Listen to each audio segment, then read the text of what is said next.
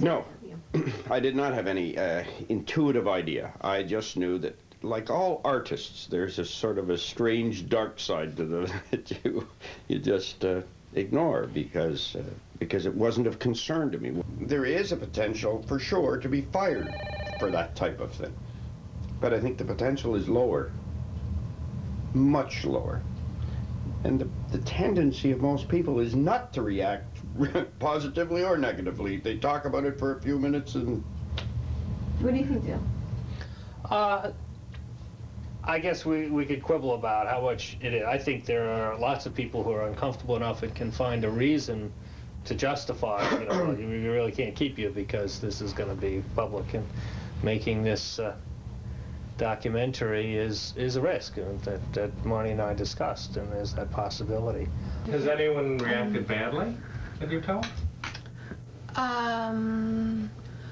Yeah, close friend of mine. She was my closest girlfriend. I needed to tell her. And I told her by showing her the magazine we had done. And then she said, well, that's fine for you, but I need a real man. And it doesn't do any good to say that I do have a real man. I have a man who is more than a man. He's dressing a part of him that he needs to see. He needs to see that side of himself. Why he needs to see that side of himself, I have no idea. Well, quite simply, the Miss Vera's Finishing School for Boys Who Want to Be Girls is the world's first male-to-female cross-dressing academy. That's it in a nutshell. The name says exactly what we are, although some of our boys who want to be girls only want to be girls for maybe an hour or a few hours. I would say most are coming from that place. And we just help male-to-female cross-dressers do it right. It's really all about learning to express your feelings. The femme self is there for a reason.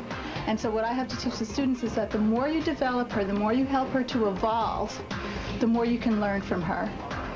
Today, we're on the set of a photo shoot, which I'm very excited about. It's the Academy's mainstream breakthrough ad campaign. I feel different depending on the gown or the lingerie or whatever, but it's usually a very good experience. He acts differently when he's in a dress. He's a bitch.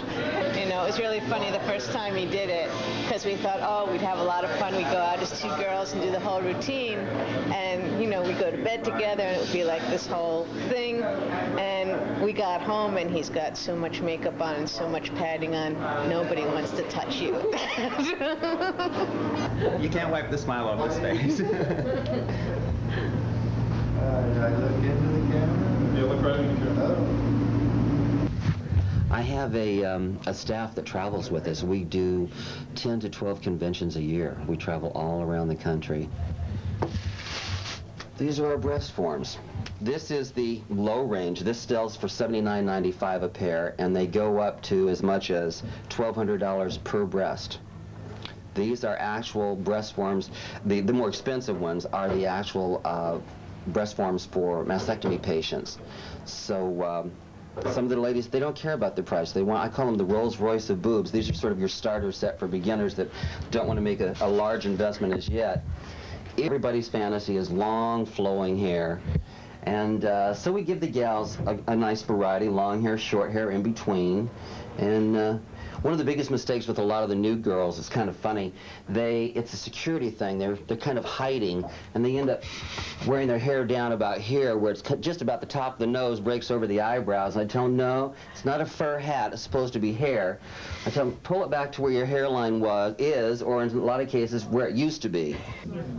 As Joe, I've done a lot of really neat things and interesting things, but I don't think anything that I did made a damn difference in the world. I mean, I made some contributions to the space program, but in the grand scheme of things, I don't really think it made a difference. But JoAnn has written things, and she's done things that have changed people's lives. We'll have the lingerie party in April. don't be bashful. Everyone's encouraged to wear lingerie to the meeting. Okay, that is the meeting. It's the lingerie thing at the meeting. Don't be bashful, but be tasteful. Okay.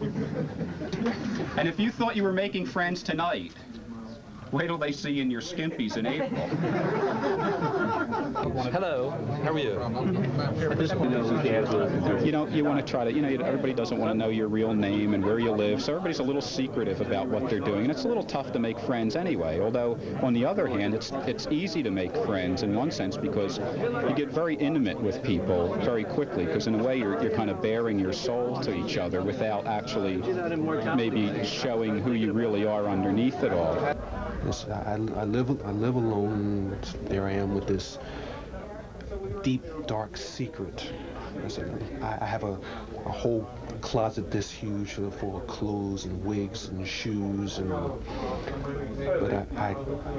in the back of my mind, I want to tell somebody. I mean, just for the sake of being able to unburden myself. You find your neatest things at thrift shops. Someone died, and now you're wearing it, and they're like, "Arr!" You just wonder about, "Did you get my dress off?" You hear these little voices. Well, the newsletter is to communicate among the people.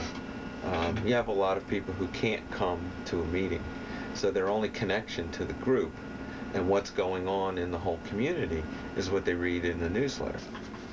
Well, a girl needs the right prosthetics, right, or a boy. Right. Anyway, the tartan skirt, it's Scotland, and I don't know how they can tell. I mean, if you're wearing a kilt or a skirt. They can tell. They can tell, This actually. is... they don't wear that cod piece. Powder Puffs of California, from Southern California. Crosstalk, which is a magazine.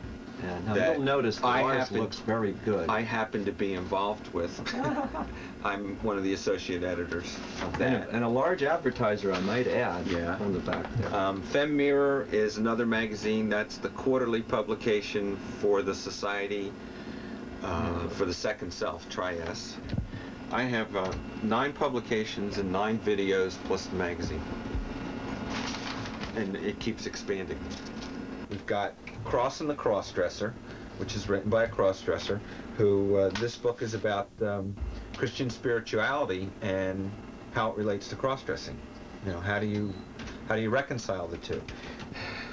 One of my issues is couples and relationships. This is Allison's Speaking as a Woman workshop on tape. So she not only has the Speaking as a Woman book, but she does a workshop. She's done this all over the country at lots of events.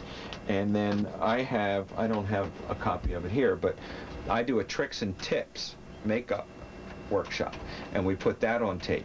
And then since then I've also done a basic makeup tape where this is shot over my shoulder looking into a makeup mirror, and it's a step-by-step makeup application.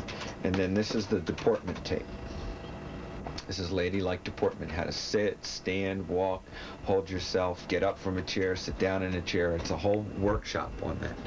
And what else do we have? It became a problem because he didn't want to be this way anymore. He wanted to be every night chenille. Was that a problem? Well, at first it was, because I thought, I don't really like this. I mean, he wants me to look at him with, makeup, disarray, this crazy wig or hat or something, sunglasses or makeup all over the place. And I thought, I really enjoy looking at the man, because when I have to look at all the strange stuff on his face and these outfits, it's hard for me to concentrate on what he's saying, because I'm thinking, this is a clown. Mary Lou Whitney was asked about you. What? Mary Lou Whitney was asked about you. Well, you tell her she just got to call me when she's in town. I never know it. How you doing? This is the Emperor of the Colony Club. Right. Right? You got it. Well, what do you think about this wild outfit? I think you really should embellish here. You gotta have enough. You have enough, baby. You gotta have more. I mean, Hey, Judy. Hello, How you doing? Good. NBC News. I'm on my way out of here. No, well, that's okay. Gotta go. Come here. I want to tell everybody that you're a war-renowned I don't think anybody can hear anything.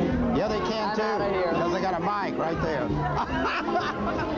Because no matter where we go, it becomes alive when we walk in. They love to watch us dance, and they come up and they say hello, and they love to participate in it.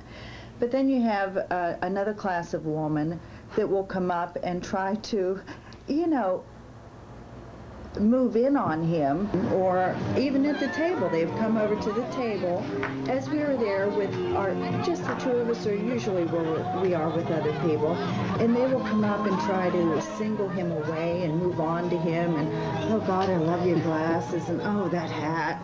Well, you think guys are bad, they're always pulling up my skirt. I have to almost slap some of them. They're bad.